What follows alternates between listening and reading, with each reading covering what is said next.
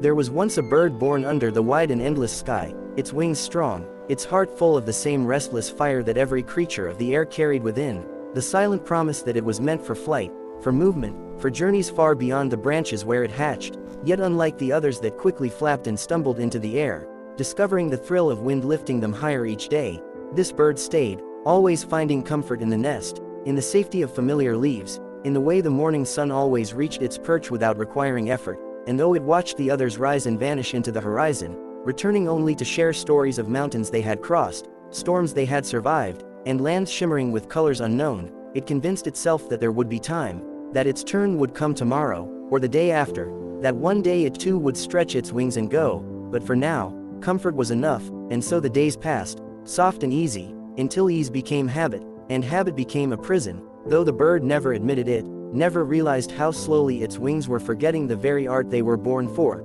and while the world outside pulsed with life and danger and beauty, it sat still, convincing itself that stillness was peace, not realizing that peace without growth was only decay in disguise.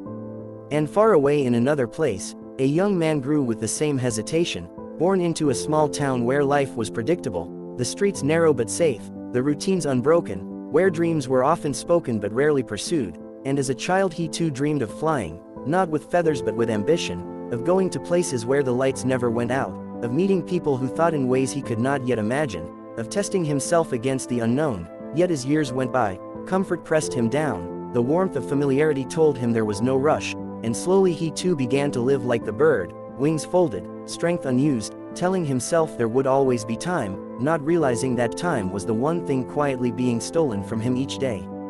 The bird and the boy, though different in form, shared the same cage, invisible but heavy, built not from bars of iron but from fears disguised as safety, and in their hearts both carried a secret restlessness, a whisper that sometimes grew loud when they saw others soaring, yet they silenced it, preferring the lie that said comfort was happiness. Seasons turned, the nest aged, the boy grew older, and both began to lose the very thing they once believed they would always have: possibility.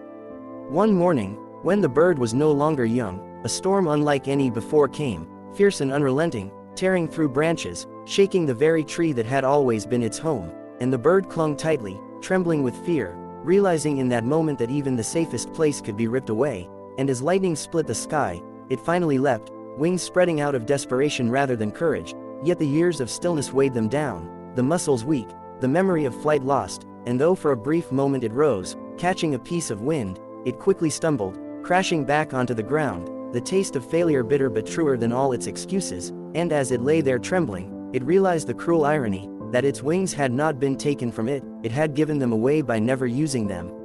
At that same time in another corner of the world, the boy, now a man, sat at a desk in an office that paid him well enough to live, yet each day he felt a quiet ache in his chest, an ache he silenced with distractions, with routines, with the comfort of knowing tomorrow would look exactly like today, until one day news came that a friend his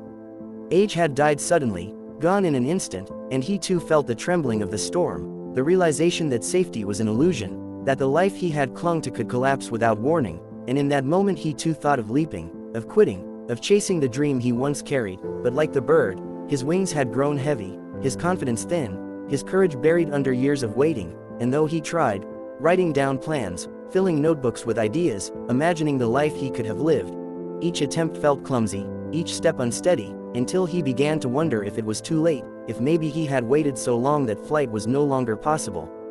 The bird looked at the sky with regret, the man looked at the mirror with sorrow, and in their reflections they saw the same truth. Wings, whether of feather or of spirit, are gifts meant to be used, and when ignored they do not stay sharp, they forget, and in forgetting, they betray.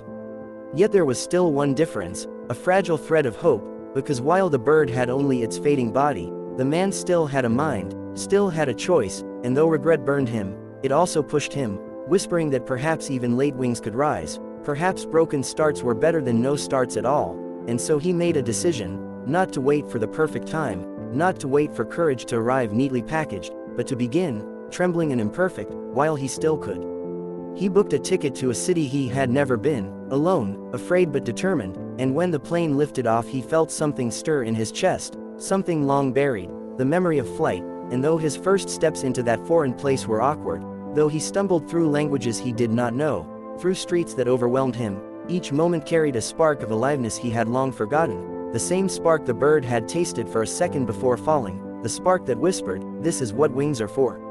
And in that fragile beginning, he realized that maybe it was not too late, maybe the comfort zone had robbed him of years but not of everything, maybe so long as he still drew breath there was time to live differently, to rise even if not as high as he once could have, but higher than if he had stayed.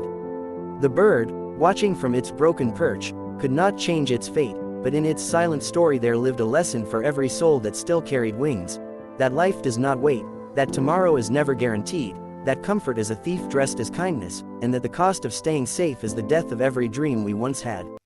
The man carried that lesson with him, and though his journey was late, though his flight was imperfect, he learned that it is better to stumble in the skies than to rot in the nest, better to face storms with trembling wings than to sit in false safety until even the chance of flying is gone. And as he kept going, he felt his strength returning, his spirit remembering what it was born for, and slowly, he became the story the bird never lived, proof that though time lost cannot be returned, time remaining can still be redeemed, if only we dare to rise. And so if you hear this tale, remember the bird that forgot to fly, and remember the man who nearly did the same, and ask yourself which one you are becoming, because the truth is simple and cruel, wings unused will one day vanish, but wings, even weak and late, can still carry you into a life you were meant to live, if you dare to use them now.